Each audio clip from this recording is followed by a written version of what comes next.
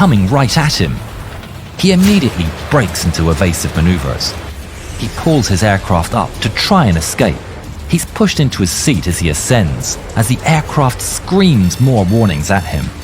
The F-117 has no chaff, so with the missile locked on, it's entirely on the pilot's actions to try and evade the threat. Time slows.